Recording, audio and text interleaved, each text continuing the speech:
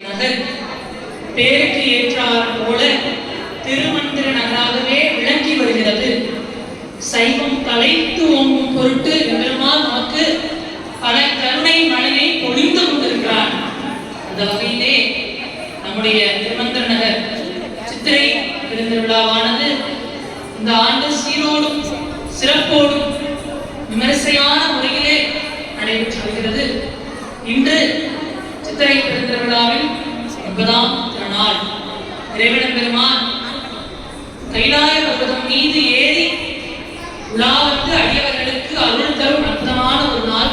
திரளோட வீரகண்டயத்தோட செவ்வந்தி மனம் வீச நீலோத்பவம் ஜொலித்து நிற்க தேவகண்ட பிரானாக தேவாதி தேவர்கள் தொழுதேற்றும் தேவ சிந்தாமணியாக யோக பெருமானாக தியாக பெருமானாக முன்னிலும் மும்மடங்கு பின்னழகராக ஆடரவ கிங்கினி காலழகராக செழுந்தருநீர் அழகராக கம்பிக்கால் அழகராக செவ்வந்தி தோல் அழகராக அசைந்து ஆடும் அப்பராக அடிக்கு 1000 பொன் வழங்கும் அம்மானாக தக்காருக்கு தக்கானாக தயாநிதியாக கருணாகர தொண்டைமானாக கருணா சாகரனாக கமல தியாகேஸ்வராக செம்பொன் தியாக பெருமானாக இறைவன் பெருமான் தியாக வினோத தியாகராஜாவாக வந்திருப்பார்.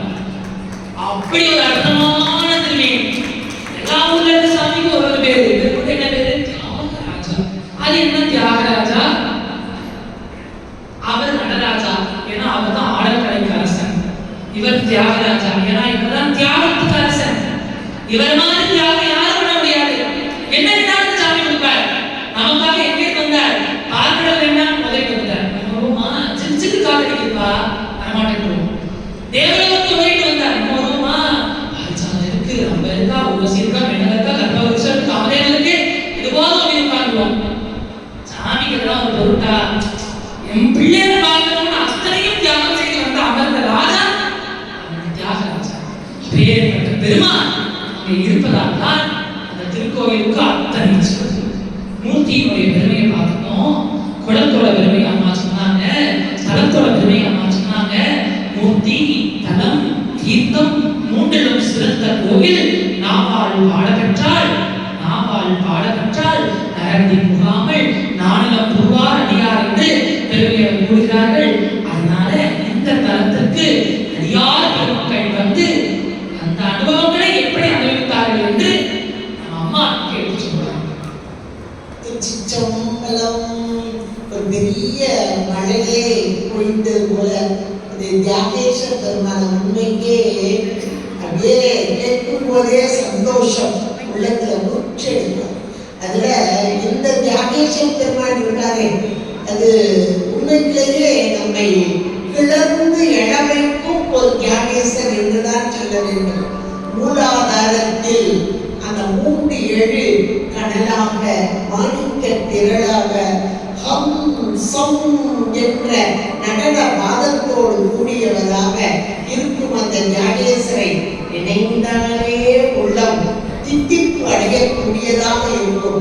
அப்படிப்பட்ட தியாகேஸ்வர பெருமான் இருந்து ஆடும் இந்த தலத்திலே புற்றிடம் கொண்டாராக மூலட்ட நாதனாராக இருக்கும் இறைவன் எம்பெருமான். மூலட்ட நாதனர் என்றாலே எல்லாவற்றிற்கும் மூலமான சுயம்பு மூர்த்தமாக வந்த இறைவன் எம்பெருமான். அதாவது இன்றைக்கு காலகட்டத்துல நமக்கு ஒரு ஏதாவது இன்பம் வர வரைக்கும் யாருக்கு எந்த ஒரு பிரச்சனையும் ஒரு துன்பம் வந்துட்டோடையும் ஐயோ என்ன சாமி கும்பிட்டேன் அப்படின்னு ஒரு சலிப்பு. அதுக்காக எந்த கோயிலுக்கு போகலாம், என்ன பரிகாரம் செய்யலாம், அதுதானே இன்றைய வாழ்க்கையின் நிலையாக இருக்கு. எந்த கோயிலுக்கு போகலாம், எந்த பரிகாரம் செய்யலாம். துன்பம் வந்தது என்றால் அல்லது ஒரு பணத்தால கஷ்டம், மனதால கஷ்டம், அல்லது வழக்குகளால கஷ்டம், இப்படி எந்த ஒரு கஷ்டம் வந்தாலும் சரி ஒரே ஊர் திருவாரூர். இது நான் சொல்லல, ஞானசம்பந்த பெருமானார் சொல்கிறார். ஞானசம்பந்த பெருமானுடைய பதிகத்திலே உங்களுக்கு துன்பம் வருதா, இங்க வாங்க திருவாரூருக்கு வாங்க வந்து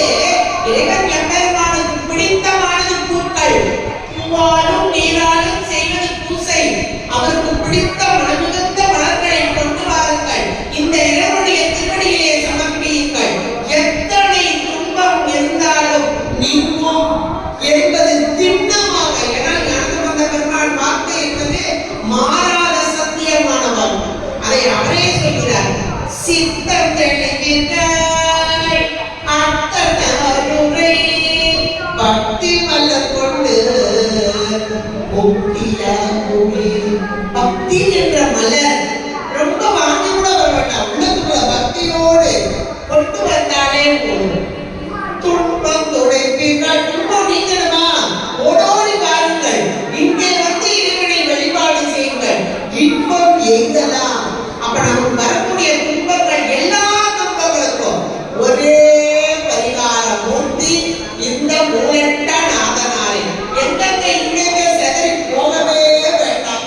திருவாரூர் மூலட்ட நாதனாரை வணங்கினார். என்னங்க நீங்க ஈஸியா சொல்றீங்க, இருக்கிறது நம்ம தூத்துக்குடியில திருவாரூர் ஈஸியா பேசுறீங்க, போறதுக்கு ஒரு 7-8 மணி நேரம் ஆகும் வேண்டாம். ஆனதால் நம்ம பதியங்கள் கொடுத்திருக்காங்க. அந்த பதியத்தை விளக்க முன்னாடி வச்சு பாராயணம் செய்யுங்கள், போதும். சுவாமி முன்னாடி வந்து தோன்றி விடுவார், உலக நாதனாராக வந்து தோன்றி விடுவார். நாம் என்னப்பா எதுக்கு கூட்டப்பா, ஏதோ ஒரு பிரச்சனை, என்ன பிரச்சனை என்று நம்மிடம் கேட்கக்கூடிய ஒரு அற்புதமான இறைவன் எம்பெருமான், கருணையே வடிவான இறைவன் எம்பெருமான். எத்தனை எத்தனை அருளால் எல்லாராலையும் படப்படும். ஒன்றை ஒரு 2 பெண்கள் போறாங்க, போய் சாமி என்ன கும்பிடலாம், என்ன கும்பிடலாம் அப்படின்னா இப்ப திருவிழாலாம் கும்பிட வந்து இல்லையா, அந்த ஊர் திருவிழா. அந்த ஊர் திருவிழா எப்பவுமே ஒரு விதி விநாயகரா வருவார், கணேச பெருமான் வெளியே வருவார். இந்த 2 பெண்களும் வர்றாங்க. அதுல தோழி பெண் ஒன்று, தலைவி ஒன்று. போயிட்டு வர்றாங்க. அம்மா போயிட்டு வர்றாங்க, போயிட்டு வந்தப்பா கோயிலுக்கு போயிட்டு வரோம், போயிட்டு வரோம். வீட்டுக்கு வந்ததுக்கு அந்த தலைவி, தோழி நல்லா இருக்கா, தலைவி அப்படியே சோர்ந்து போயிருக்கிறார். ஏன் இப்படி இருக்கிற? 2 நாள் ஆச்சு, 3 நாள் ஆச்சு, உடம்பெல்லாம் பசலை கூட்டு விட்டு, அதாவது ஒரு பொருளை உபயோகப்படுத்தாம இருந்தா பாசு படத்துக்கு சொல்லுவோம் இல்லையா, அது போல இந்த பெண் குடிக்கல வைக்கல, ஒண்ணு ஒரு துணி கூட பார்க்கல, இருந்த இடத்திலேயே அப்படியே இருக்கிறார்.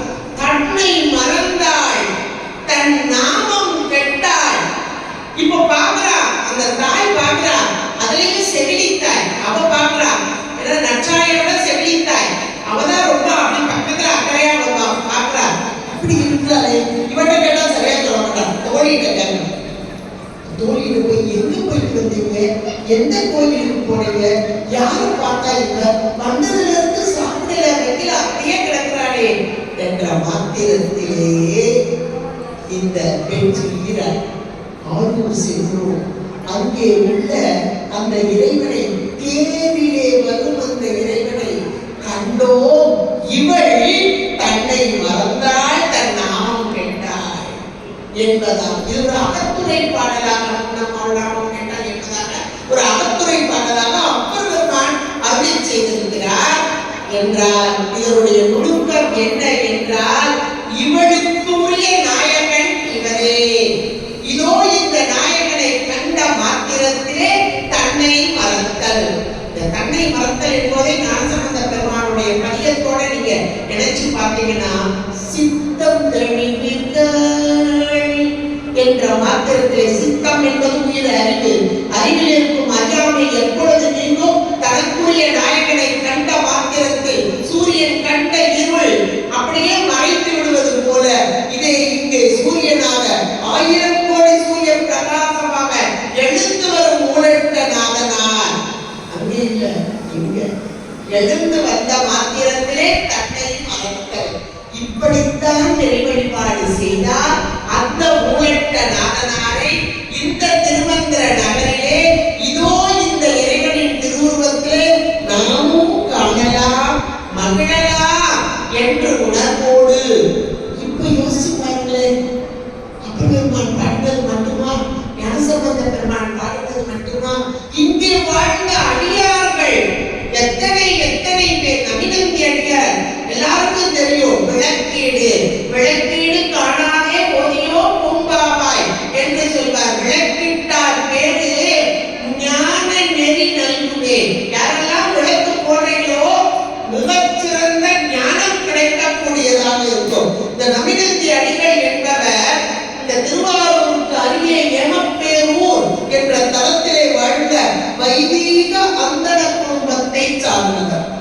தினந்தோறும் வருவர் ஆரூரரை கண்டு வணங்கி வழிபாடு செய்யக்கூடிய நியமத்தை கொண்டவர்.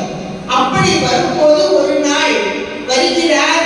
வந்து இந்த ஆரூரிலே அறநெறி கோவில் உள்ளே இருக்கு, நீங்க போனீங்கன்னா பார்க்கலாம். அந்த அறநெறி கோவில், அந்த கோவிலுக்கு வருகிறார், வழிபாடு செய்கிறார். அன்றைய நாள் ஆகா இந்த சுவாமிக்கு கிளம்பி போட்டா நல்லா இருக்குமே பார்க்கிறார். ஆனா அந்த சாயங்காலம் ஆயிடுச்சு, 6 மணி ஆயிடுச்சு. ஊருக்கு போய் நெய் எடுத்துட்டு வரணும்னா திருப்பி இருக்கு.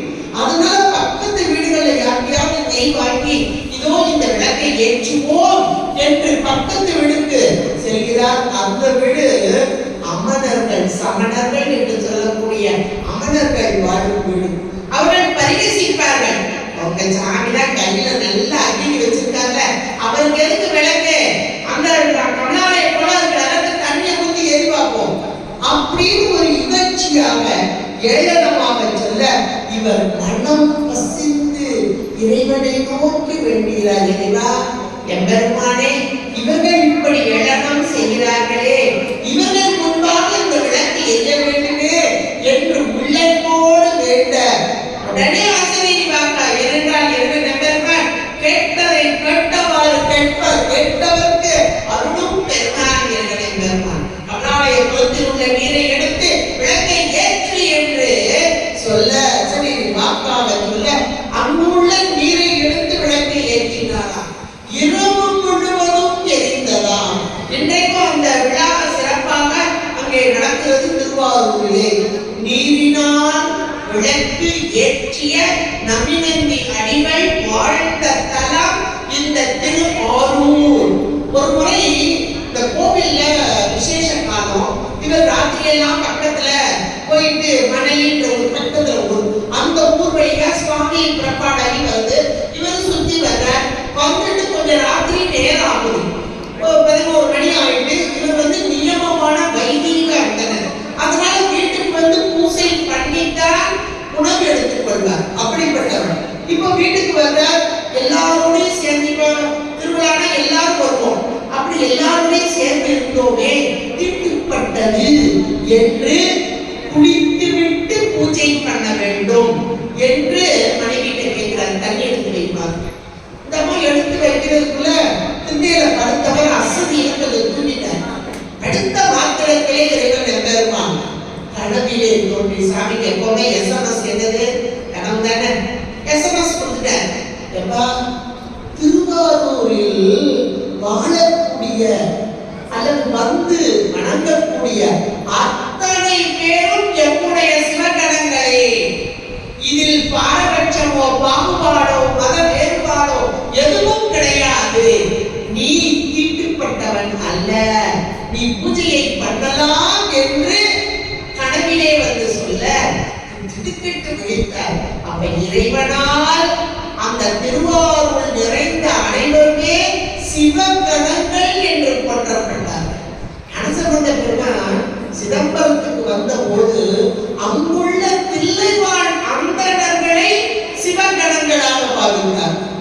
அங்குள்ள தில்லைவாழ் அந்தணர்களைத்தான் சிவகணங்களாக பாவித்தார். ஆனால் திருவாரூரில் வாழ்ந்தவர்கள், வந்து வழிபாடு செய்பவர்கள் அத்தனை பேருமே சிவகணங்கள் என்று இறைவனால் சொல்லப்பட்டது என்றால் இந்த திருவாரூர் எப்பேற்பட்ட முக்தி தலம் என்பதை நாம் உணர்ந்து கொள்ளலாம். நமினந்தி அடிகளுக்கு அருள்பாலித்த இறைவன் எம்பெருமான். அது போல இன்னும் அடுத்தாள் வாழ்ந்தவங்க ஏராளம் இருந்தாலும் ஓரளவுக்கு ரொம்ப சொல்ல முடியலன்னா ஓரளவுக்கு இது ஆரூர் அறநெறி என்று சொல்லக்கூடிய இந்த கோவில் பூங்கோயில், அதற்குள்ளேயே இருக்கக்கூடிய ஆரூர் அறநெறி அப்படின்னு அப்படியே வந்தா சுற்று பிரகாரங்களாக ஒவ்வொரு இறைவனையும் அப்படியே வழிபட்டு கொண்டே வந்தார். அசலேஸ்வரராக, ஆனந்தேஸ்வரராக, அரகேஸ்வரராக இப்படி வரிசையா வழிபட்டு கொண்டே சுற்று பிரகாரத்திலே வந்தார். தட்சிணாமூர்த்தி கோலமாக இருக்கும் இறைவன் எம்பெருமான் அவருக்கு முன்பாக மேற்கு நோக்கிய சன்னிதானமாக எப்படியே கையெழுத்து வந்திருக்க, இங்க ஒன்று விட்டுட்டேன். எங்க மேற்கு பக்கம் நோக்கியதாக சித்தீஸ்வரத்துக்கு கூட விட்டுட்டேன். சித்தீஸ்வரம் என்ற அந்த இடத்திலே கமலை ஞான பிரகாசர் என்பவர் மேற்கு நோக்கிய கோயிலாகவே அமைந்துள்ளது.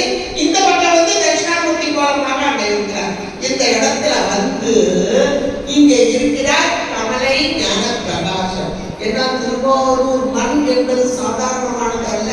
எத்தனை குருமார்களை எத்தனை அடியவர் பெருமக்களை உருவாக்கியது என்பது எல்லாருக்குமே ஓரளவுக்கு தெரியும். அதுல இந்த சித்தீஸ்வரத்தில் இருக்கும் கமலை ஞான பிரகாசர் என்பவர் மேலான நிலையிலே யோக நிலையிலே இந்த தலைமை யோக நுட்பத்தில் சிறந்தது. யோக நிலையிலே இறைவனை வழிபட்டுக் கொண்டிருக்கிறார்.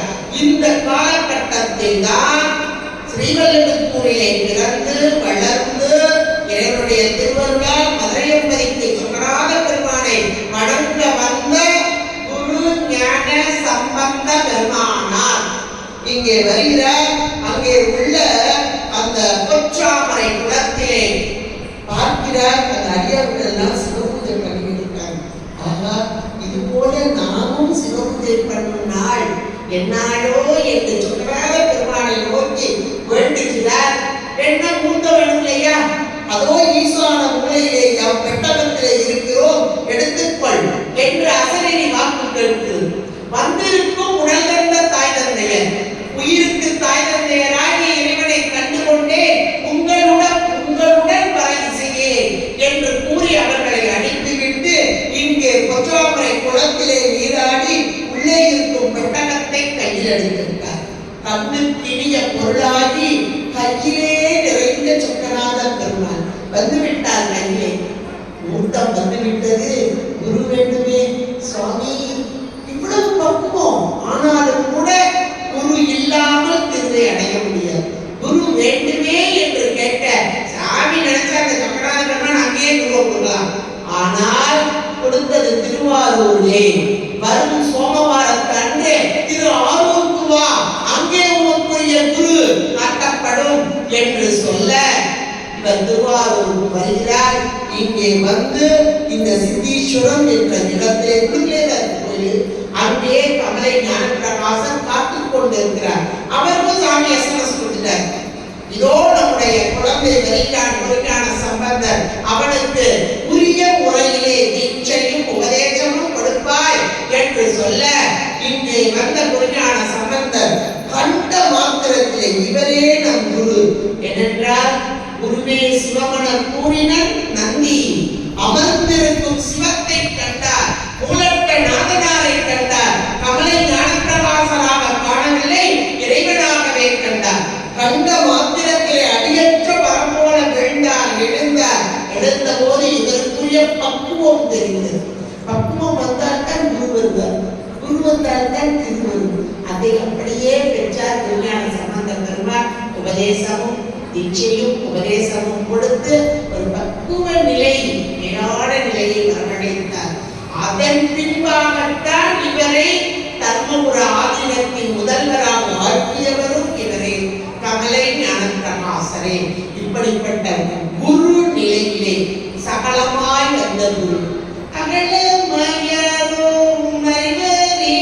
பொருள் சகலமாய் வந்தது ருந்தி பெற தாமாக தந்தது ருந்தி பெற தன்னையே தந்தது ருந்தி. தாமாக வர வேண்டும். குரு என்பது நாம தேடி போக முடியாது, தாமாக வர வேண்டும். தன்னையே, தன்னை என்றால் சிவம், சிவமாம் தன்மையை தருதல் என்பதுதான் அந்த பொருள். அப்படிப்பட்ட மேலான ஒரு தலம்தான் திரு ஆரூர் என்று சொல்லக்கூடியதான மூலட்ட நாதராக அனைத்து உயிர்களுக்கும் மூலமாக இருக்கும் இறைவன். அதான் மூலட்ட நாதர். மூலம் என்றால் உயிரின் மூலம் என்றால் உயிரை செலுத்தும் பொருள். இன்றைக்கு உயிர் இல்லை என்றால் உடல் அசையாது. உடல் அசையணும், உயிர் அசையணும். உயிர் அசைய வேண்டும் என்றால் உள்ளிருந்து ஒரு பொருள் இயக்க வேண்டும். அந்த மூலம்தான் இந்த மூலம். அந்த மூலட்ட நாதராக இருந்து நம்ம எல்லாம் இயக்கும் இறைவன் எம்பெருமானாக இன்னும் ஏராளமாக. இப்போ நம்ம கொஞ்சம் யாகேசர் பண்ணல போவோம், அவரை பற்றி சில செய்திகளை கேட்போம். அதன் பின்பாக மூலட்ட நாதரோடு உறவாடுவோம். தியாகேச பெருமானை கேட்க கேட்க சந்தோஷம்தான். அதில் நம்ம தம்பி பேசும்போது இன்னுமே சந்தோஷம்தான். கேட்போம் திருச்சிற்றம்பலம். அதாவது தமிழ்ல வந்து பஞ்ச புகழ்ச்சி அணின்னு சொல்லுவாங்க. அது வந்து பஞ்சத்துல ஏற்பாடு பண்ணக்கூடாது தானே. அதாவது ஆறுவது அத்தனை அடியாக்களை அத்தனை சாத்திரம் தோத்திரம்னு அங்கேயும் இங்கேயும் தொட்டு காட்டி இந்திப்பற சுற்றாங்க எல்லாத்தையும் தொட்டுட்டு இங்கே கொண்டு வந்து அப்படின்னு ஆரூர் பெருமானுடைய பெரும் கருணை சைவ உலகத்தில் பெரிதும் உதவியது. அங்க ரேவண பெருமான் யோக மூர்த்தம், யோக வடிவம். திருவாரூர்ங்கிறது உடம்புல இருக்கக்கூடிய 6 ஆதாரங்கள்ல மூலாதார ஸ்தலம். நான் மூலாதார வடி பிள்ளையார பார்த்தா தெரியுமோ. அவர் என்ன பண்ணுவார், நடத்துற கணபதி காலை தூக்கி இருப்பார் நடத்துற வடிய. அவருடைய தூக்கி இருப்பார் பாருங்க. அந்த தூக்குற உடனே பக்கத்துல ஒரு இடத்துல பாம்பு தலையெடுத்து நிற்கும். அது என்ன ஒண்ணு, அந்த திருவடிக்கு கீழே போய் நிற்கிறது இல்ல அடங்கி போய் நிற்கிறது. அந்த திருவடிக்கு மேலே எப்படி நிற்கிறது அப்படின்னா மூலாதாரத்துக்கு உரியவர் விநாயகர் வருவார். அவருடைய அனுமதி இருந்தால்தான் ஆன்மா மூலாதாரத்துக்கு உடனே விழணும். இந்த ஸ்தலத்தில் வணங்கும் அடியவர்களுக்கு தான் அந்த மூலாதாரத்து 3 இடங்களை காலாதற்கு கருத்து அறிவிக்கிறார் இந்த விநாயகர். அப்படியாக இவர் அந்த அனுகிரகம் செய்ய இந்த ஆன்மாக்கள் யோக நிலையை பெறுகின்றன. அந்த யோக நிலையை பெறும் ஆன்மாக்கள் மட்டுமே காணக்கூடிய மூர்த்தியாக யோக மூர்த்தியால் இங்க இருக்கிறார் தியாகராஜன். இவர் சோமாஸ்கந்த மூர்த்தமாக காட்சி பெற்று திருவாரூருடைய மனதிற்குள் சென்று அவர் உள்ளத்திலிருந்து வெளியே வந்து அப்படி வந்தார் திருவாரூர். அப்ப இந்த சுவாமி சோமாஸ்கந்த மூர்த்தமா நான் பார்க்கிறேன். நீங்க பாத்தீங்களா எனக்கு தெரியல. யார் பார்த்தா நம்ம அப்பா சுவாமிகள் பார்த்திருக்கிறார். அவர் எழுதிட்டார். இந்த மூர்த்தி யார் தெரியுமா? ஐந்தைந்திற்கும் அப்புறத்தானும் ஐந்தைந்திற்கு அப்புறத்தானும் அடியாரோ அமர்ந்த அம்மானே. 5க்கும் மேல இருக்கிற சாமி இந்த சாமி. அது என்ன 5க்கும் மேல இருக்கிற சாமி? ஐயன்றால் 25 எனக்கு தெரிஞ்சாங்க. 25 என்ன? சோர்மானுடைய 25 மகேஸ்வர மூர்த்தங்கள். சோமாஸ்கந்தர், நடராஜர், விகாரநாதர், வைரவர், திருவத்திரர், சந்திரசேகரர், உமாமகேஸ்வரர், கோரிசங்கர், இப்படி 25 கோர்பவர் நடராஜர். 25 மூர்த்தங்கள். இந்த 25 மூர்த்தங்களுக்கு உள்ள அடங்காதவர் இங்க உட்கார்ந்து இருக்கிறாரே இந்த திருவாரூர் தியாகராஜர். இந்த 25க்கு உள்ளடங்காத மூர்த்தி யாரும் பார்க்க முடியாது. யார் மட்டும் அவர் பார்க்க முடியும்? நயினார் மட்டும் பார்க்க முடியும். யார் அந்த நயினார்? எப்படி தில்லையில 3000 பேருக்கு தீட்சிதர்னு பேரோ அதே மாதிரி திருவாரூர்ல தியாகராஜாவை தொட்டு பூஜை பண்றவங்களுக்கு நயினார்னு பேரு. சோழமானுடைய நயனத்தின் மூலமாக தோன்றியவர்களாம். அதனால்தான் அவர்கள் நயனத்தால் அந்த சாமியை பார்க்க முடியும். மற்ற யாராலையும் அந்த சாமியை பார்க்க முடியாது. அவ்வளவு ரகசியமா அந்த சாமி இருப்பார். எப்படி சிதம்பரத்துக்கு ஒரு ரகசியமா இருந்தால் திருவாரூருக்கு ஒரு ரகசியம். இப்படி ரகசியமா அந்த சாமியை எழுந்தவர்கள் இருப்பார். எப்படி இந்த சுவாமி யோகமா இருக்காரோ இவருக்கு 2 சக்திகளாக போக சக்தி, யோக சக்தின்னு அம்பாள். போக சக்தியா இருக்கிறது யாரு? நீலோத்பலாம்பிகை. அது பேர் நீலோத்பலா அம்பாள். அந்த அம்பாள் பேர் நீலோத்பல வளர எப்படி இருக்கா? ஒரு கையை அப்படி கீழே அப்படி ஹஸ்தத்தை மடக்கி வச்சிருக்கா. அந்த கை எங்க இருக்கும் அப்படின்னா உலகமானோட தலைக்கு மேல. அந்த அம்பாளை போய் பார்த்தா தெரியும். அந்த அம்மா இப்படி ஒரு கை இப்படி வச்சுப்பா நீலோத்பல வளர இருக்கும். ஆனா அந்த அம்மா அதை பார்க்க மாட்டா. இப்படி இங்க பாப்பா. ஏன்னா இந்த பக்கம் பிள்ளை பார்த்துக்கலாம். அந்த அம்பாளுடைய இந்த திருவடிக்கு பக்கத்துல அம்பாளுடைய சேர்த்தி தன்னுடைய தோல்ல உலகமான தூக்கி இருக்க அந்த முருகனுடைய தலையை வாரி விட்ட மாதிரி நிற்பார். யோக சக்தி. இன்னொரு பக்கம் யோக சக்தி. இந்த அம்பாள் இந்த இடத்துல யோக சக்தியா இருக்கிறதுனால இந்த திருவாரூர் ஸ்ரீபுரம் பராசக்திபுரம் அப்படின்னா ஏன் அம்பாள் எழுந்தரிக்கக்கூடிய இடத்துக்கு ஸ்ரீபுரம்னு பேர். இங்க திருப்பார்கடலுக்கு நடுவுல ஸ்ரீபுரத்துல அம்பாள் இருக்கிறான்னு வேதங்கள் சொல்லுது. அதே அன்னை இங்கேயும் இருக்கிறார். எப்படி இருக்கிறார்? சிவராஜ யோக நிலையத்துல இருக்கிறார் அம்பாள். சிவராஜ யோகம் எந்த ஊர்ல போனா அம்பாள் பார்க்க முடியாது.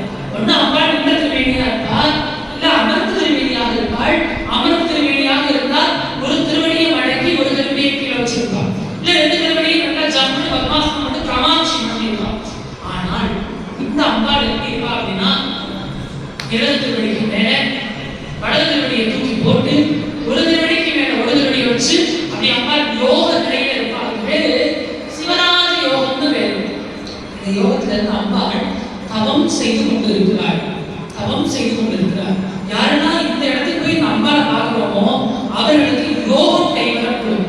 எப்படி கைவரக்கூடும் அப்படின்னா, எல்லா இடத்துலையும் அம்பாள் சந்தி தெற்கு பார்த்து இருக்கும், இல்ல வடக்கு பார்த்து இருக்கும், இல்ல கிழக்கு பார்த்து இருக்கும். மேற்கு பார்க்க இருக்காது, மேற்கு சாமி தான் பார்த்துருப்பார்.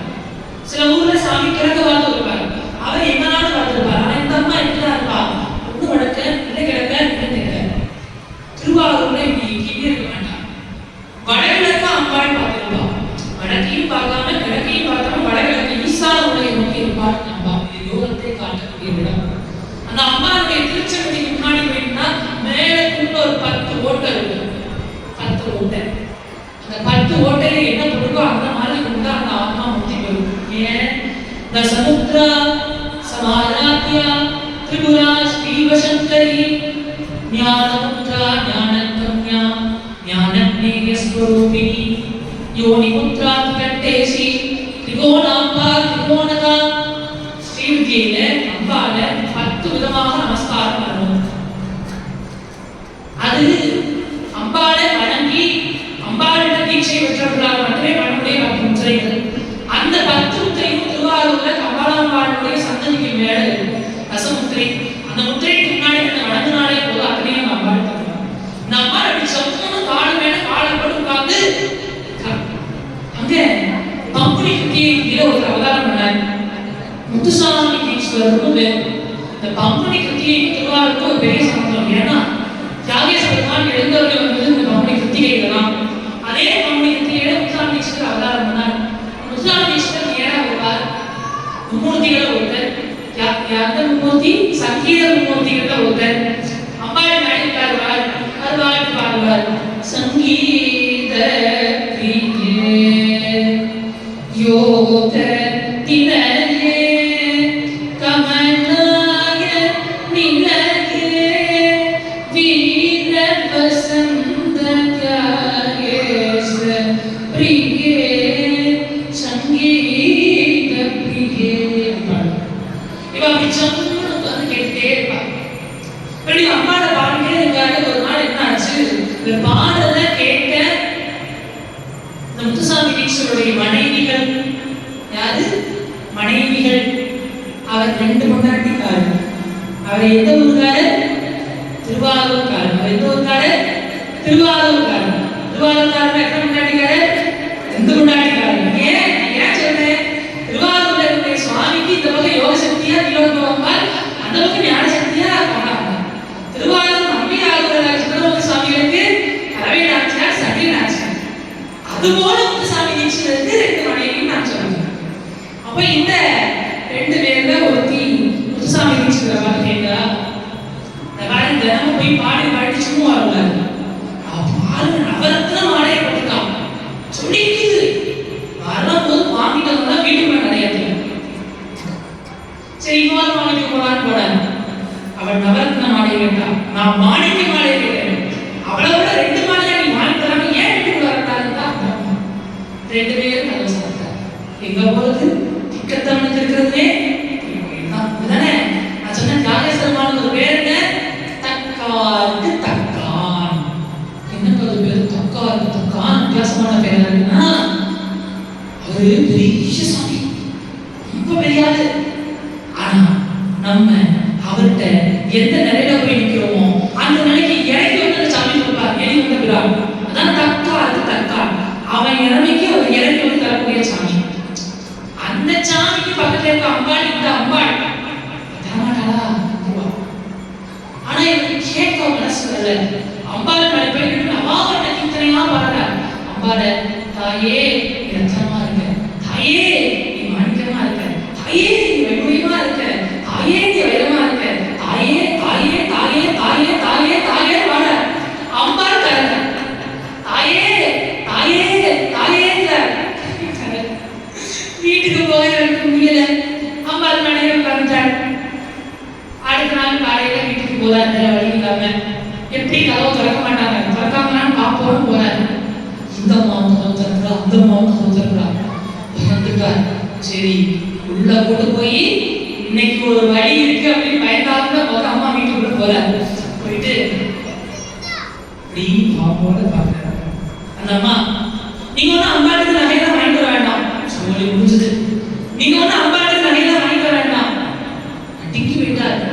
சரி வாங்கிட்டு வரலங்கிற போதுல இங்க என்ன நடக்க போதும் அப்படின்னு அடுத்த வார்த்தை அந்த அம்மா சொல்றா, இல்ல இந்த நகையெல்லாம் நல்லா இருக்காது, இந்த நகையெல்லாம் எனக்கு நல்லா இருக்காது.